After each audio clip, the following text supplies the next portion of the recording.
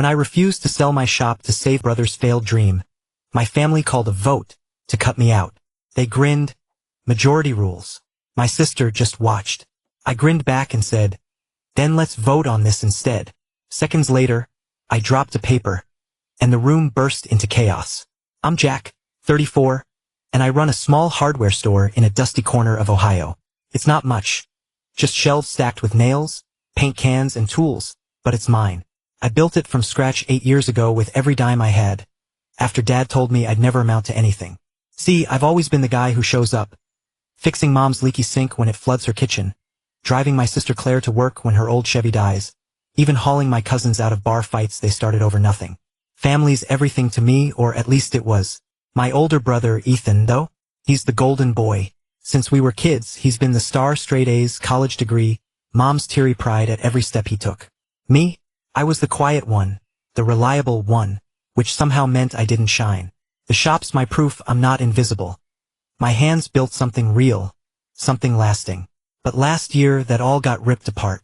Ethan's latest big idea, some tech startup peddling overpriced gadgets, crashed and burned, leaving him drowning in debt. I figured he'd charm his way out like always. Golden boys don't fall hard. Then the family came knocking, and it wasn't for a screwdriver. They wanted my shop, my whole damn life, to bail him out. I thought I knew favoritism growing up in Ethan's shadow, but this was a whole new level. It hit me like a sledgehammer, and I'm still raw from it, still picking up the pieces of what I thought family meant. I used to think blood tied us together through anything, loyalty, sacrifice, the works. Turns out I was dead wrong. Let me take you back to how it started, because this story's a mess of betrayal and grit, and it'll make you wonder what family's really worth when the ones you love turn on you without blinking. Ethan's tech startup went belly up about 6 months ago, and I wasn't surprised. He'd been hyping it for years. Some gizmo that'd revolutionize home security, he said. Investors ate it up until they didn't, and now he was stuck with a $75,000 hole. One evening, he strolled into my shop just as I was locking up, that same easy grin plastered on his face like nothing was wrong. Jack, my man, he started, leaning on the counter. I need a favor. Just a quick $20,000 loan, temporary, you know? I'll pay you back once I get this mess sorted.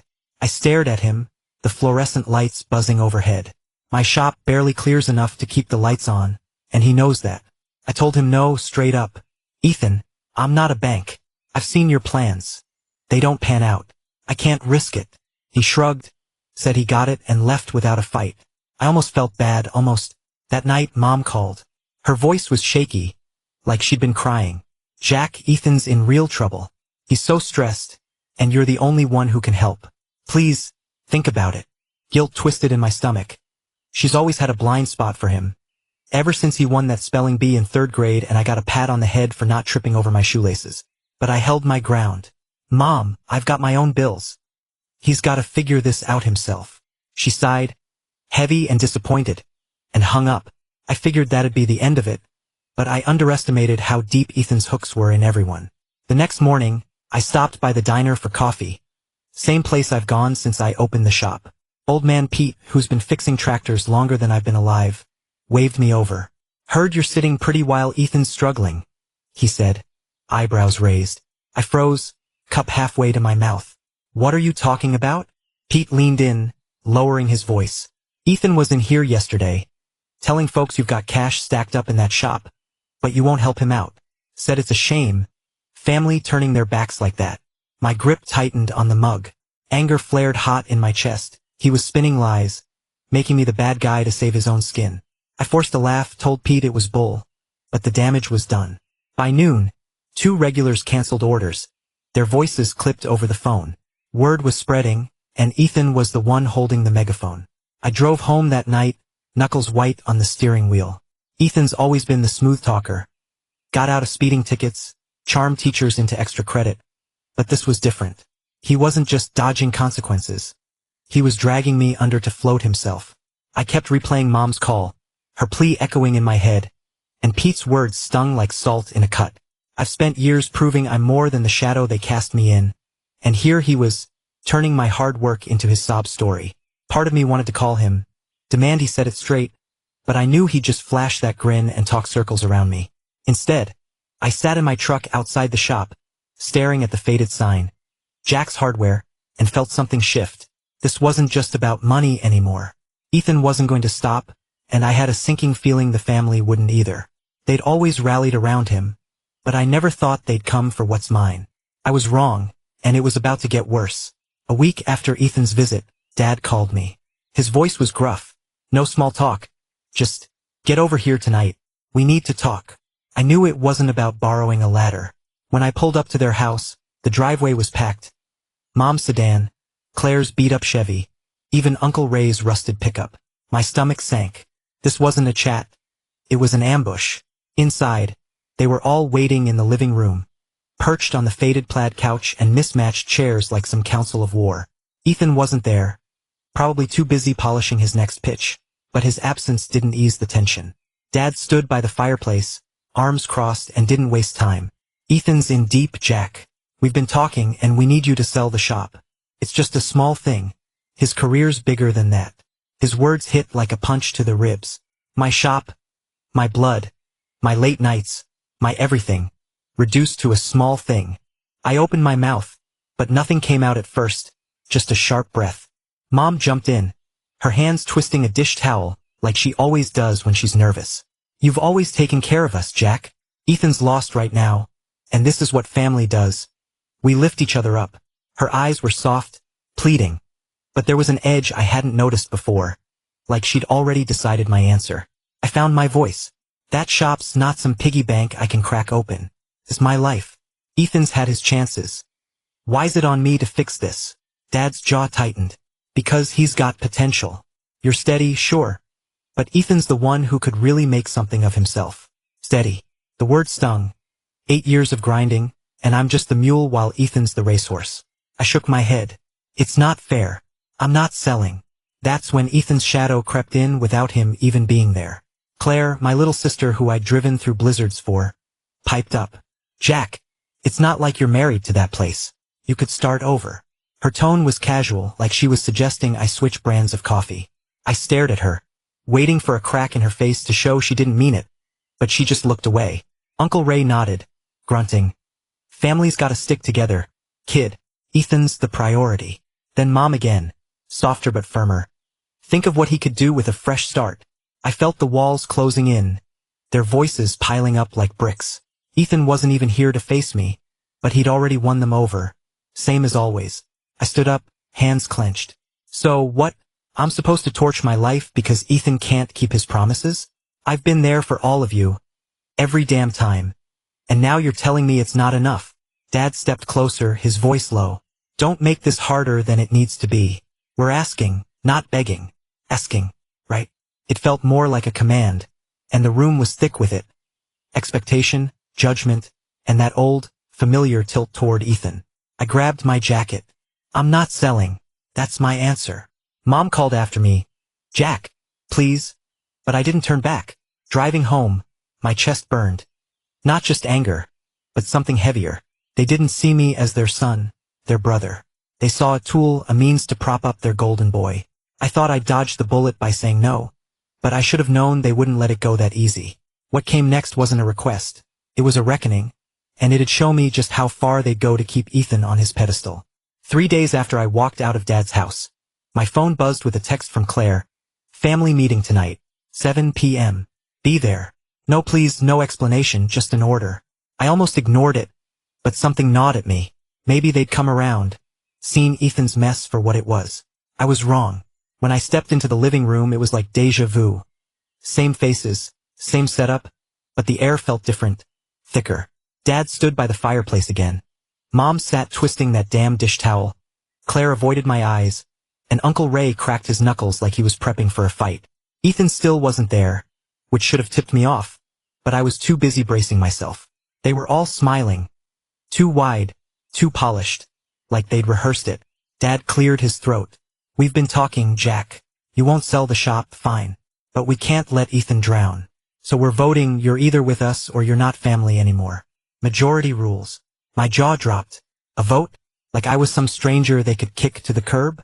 I laughed, short and bitter. You're serious? Mom nodded, her voice steady now. It's the fairest way. We've got to protect what matters.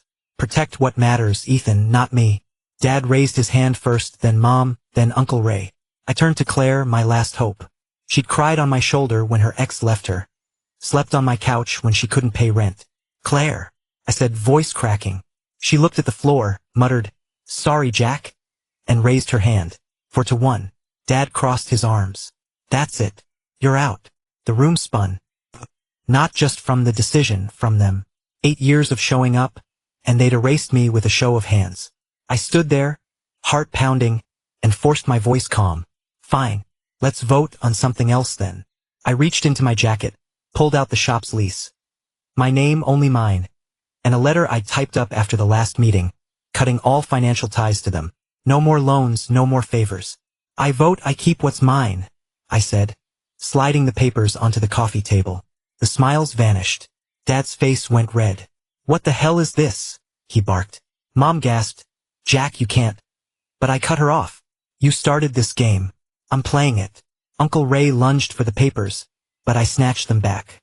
Claire just stared, wide-eyed, like she'd finally realized what she'd done. Then the door swung open, and Ethan sauntered in, all swagger, tossing his keys on the sideboard. "What did I miss?" he said, grinning like he'd walked into a party. The room erupted. Dad yelled at me, "This isn't how family works." Mom started crying, clutching that towel like a lifeline. Ethan's grin faltered as he clocked the papers, but he recovered fast, stepping toward me. "Come on, Jack. Don't be dramatic." Dramatic? After they'd just voted me out of my own blood? I held up the lease. "This says I don't owe you a damn thing. You're not touching my shop." His eyes narrowed, but he didn't push yet. Dad slammed his fist on the mantel. "You're selfish, Jack. Ethan's fighting for his future." I met his glare. "And I'm fighting for mine." The betrayal sank in then, heavy and cold. They'd chosen their golden boy over me, not just with words but with a ritual that made it official. I grabbed my keys, the papers, and headed for the door. This wasn't over. Not by a long shot. But I'd just seen their true colors, and they were uglier than I'd ever imagined. The day after they voted me out, I opened the shop like usual, but something felt off. The phone didn't ring. No one came in for nails or paint. Not even Mrs. Carter, who's been buying her garden supplies from me for years. By noon, I got a call from Tom, my supplier. "Jack, you closing up or what? Folks are saying you're done." My gut twisted. "Who's saying that?" He hesitated. "Words around town. Ethan was at the bar last night, telling everyone you'd agreed to sell and move on. Said it's a done deal." Rage burned through me. I hadn't agreed to anything, but Ethan was out there poisoning my business, turning my customers away with lies. I hung up, hands shaking, and checked my sales log. Orders canceled. No explanations. He wasn't just after my money. He was strangling my livelihood. I wanted to drive to his place and smash that smug grin off his face, but I knew he'd twisted into me being the bad guy. Then Claire showed up that afternoon, pale and fidgety, clutching her purse like it was a shield. "Jack, I need to tell you something," she said, voice barely above a whisper. "Ethan, he did something else." I braced myself. "Spit it out." She swallowed hard. "A month ago he came to me, said he needed a loan for his startup. I didn't have cash, so he asked for your shop's info, said it'd help him pitch to investors. I didn't think much of it, but he forged your signature on a $20,000 loan app, used the shop as collateral." My knees buckled. I grabbed the counter to steady myself. "What?" Claire's eyes welled up. "I found the papers in his car yesterday. He didn't send it yet, but if he had, you'd be on the hook." "I'm so sorry. I didn't know." Sorry didn't cut it. Ethan hadn't just lied to the town. He tried to steal my future right out from under me. If I hadn't checked my credit after the vote, I might have been blindsided by a bank notice any day. I couldn't take it anymore. I drove to Ethan's apartment. The forged papers Claire gave me crumpled in my fist. He answered the door in a bathrobe, sipping coffee like he didn't have a care in the world. "Jack, what's up, bro?" he said, all casual. I shoved the papers at him. You spread lies about my shop closing, and now you're forging my name? You're a damn thief." His grin didn't budge. "You're overreacting. The shop things just talk. People forget. And the loan? I was gonna tell you. Family shares the load, right? Shares the load. Like I was his personal ATM. I stepped closer, voice low. "You don't get it, do you? This isn't sharing. It's you screwing me over because you can't stand failing alone. He shrugged, sipping his coffee. You've got the shop. I've got nothing. Chill out. I walked away before I did something I'd regret. But the fury stayed, simmering. Ethan wasn't sorry, he was entitled. Always had been. The lies about my shop were bad enough, tanking my reputation overnight. But the forgery? That was a knife in the back, twisted deep. I called my bank, locked my credit, and spent hours on the phone with Tom, begging him to vouch for me with suppliers. It wasn't enough, business was bleeding, and Ethan didn't care. He'd gambled with my life like it was pocket change, and the family's vote started to make sense. They'd picked him because he'd always been the one they'd bend for, no matter who got crushed. I wasn't just fighting for my shop anymore, I was fighting to not drown in his wreckage. 2 days after finding Ethan's forged loan papers, Claire texted me again. Meet me at the park, 3 p.m. I've got more. I almost didn't go, her apologies were starting to feel hollow, but curiosity won out. She was waiting on a bench by the old swing set, her face drawn like she hadn't slept. No preamble, just a shaky breath and, Jack, it's worse than the loan. I've been digging. She pulled a folder from her bag, stuffed with bank statements and scribbled notes. Ethan's been skimming Dad's retirement fund for years, thousands at a time. He'd blame it on bad investments whenever Dad asked. I found the transfers last month but didn't say anything. Didn't want to believe it. I took the folder, flipping through pages of numbers that made my head spin. Dates lined up with Ethan's big ideas. The startup, a car flipping scheme, even some crypto nonsense. How much? I asked, voice tight. Over $40,000, she said. The shop was just his latest fix. He figured you'd cave like Dad always did. Shock hit me first, then disgust. He wasn't just a screw-up. He was a parasite, bleeding them dry while they cheered him on. Claire kept going, her words tumbling out. I found texts too. He bragged to his buddies about suckering Jack into bailing him out. Said you'd fold because you're too soft. He's been laughing at you, at all of us. She slid her phone across the bench, and there it was. Jack's a pushover. Shop's mine soon. Easy money. My hands shook as I read it. I'd spent my life in his shadow, fixing his messes, and he saw me as a mark, a joke. I looked at Claire. Why now? She bit her lip. I voted against you, Jack. I was wrong. Seeing him trash you like that, it woke me up. He's been playing us since we were kids.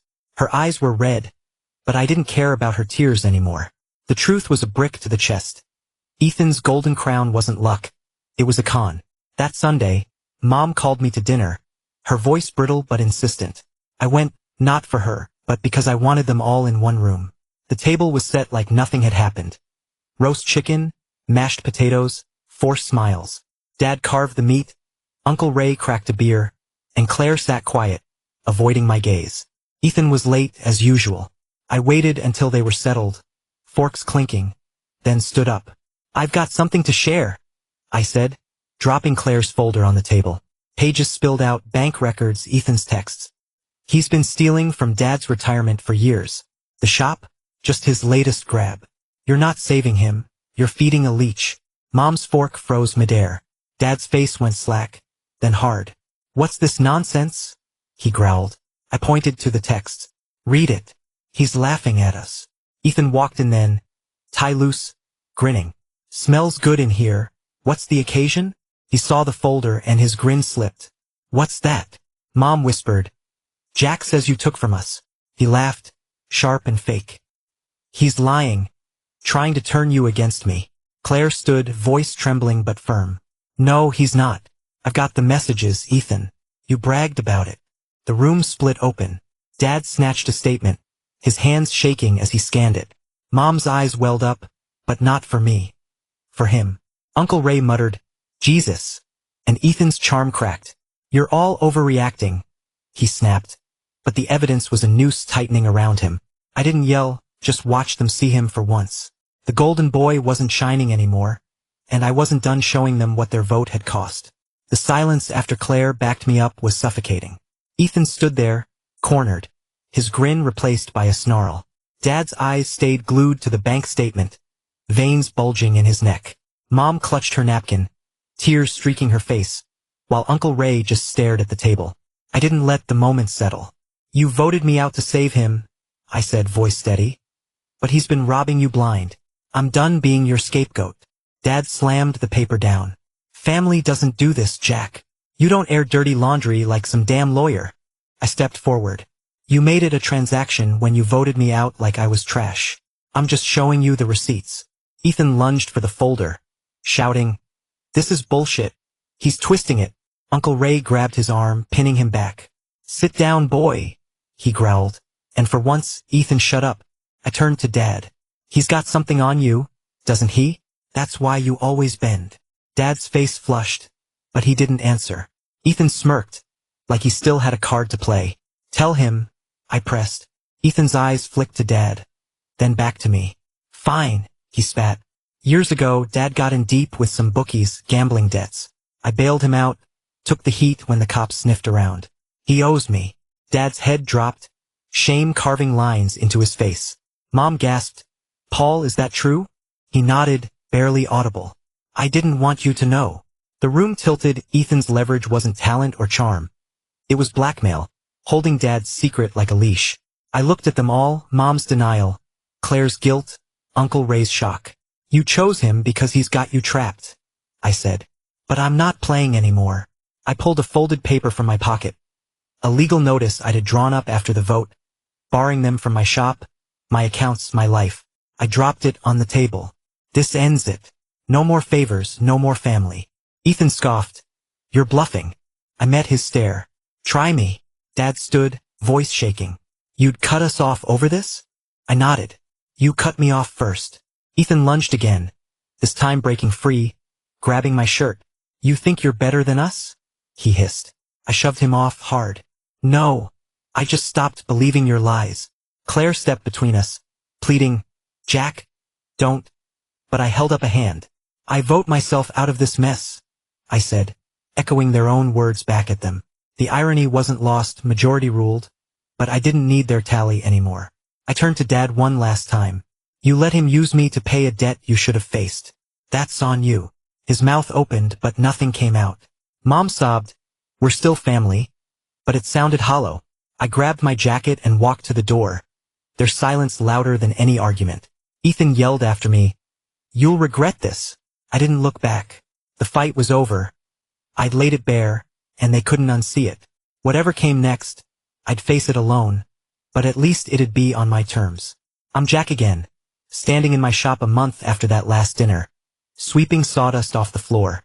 Ethan bolted the next day. Word is he's in Cleveland, running some shady hustle under a new name. Dad's a shell now, pride gutted by the truth I forced him to face. Mom calls sometimes, leaving voicemails I don't answer, soft pleas about healing that feel like echoes of a life I don't fit into anymore. Claire's different. She's suing Ethan for her share of the retirement mess, and I've been slipping her lawyer tips from my own records. The shop's still mine, though it's a fight. Ethan's lies about me closing scared off half my customers, but a few loyal ones, like old Pete from the diner, keep coming back. I'm rebuilding one sale at a time, proving I don't need their approval to stand. Those extra stabs Ethan threw, the rumors, the forged loan, left marks deeper than I expected. I still wake up some nights, fists clenched, replaying how he smirked while sinking me. 8 years of loyalty, of being the one they leaned on, and it ended with a vote that didn't even count me. I mourned that, cried myself raw a few times if I'm honest, but it's fading. The shop's quiet now, no family dropping by to borrow or beg, and I found a strange peace in it. Claire's evidence saved me from the loan trap, and the legal notice I dropped that night, it held none of them can touch what's mine. Ethan's threats didn't stick. He's got no leverage left. I heard the Sunday dinners stopped. Mom can't face the empty chairs, and Dad's too ashamed to host. Ethan's fallout hit fast, but I didn't walk away clean. Trust's a ghost now, haunting me when I think of how they chose him, even after everything. But I sleep better, no weight of their expectations dragging me down. If there's one thing I've learned, it's this: you don't need their vote to save yourself from a sinking ship, just the guts to jump. I jumped, and I'm still here, sweeping my floor, building my life. It's enough. Thank you for watching the video. If this story touched your heart, please share your thoughts below. Your like may seem small, but it gives me the strength to keep creating every single day. See you in the next video. 你们知道为什么我最近没有开播吗？因为我还没有学到新歌。所以我不敢开播。可是我最近有学了一首非常流行的，你们知道是什么歌的了哈？2个字。我可以先清唱几句吗？可以哦。哦，这是我刚刚去拍了造型的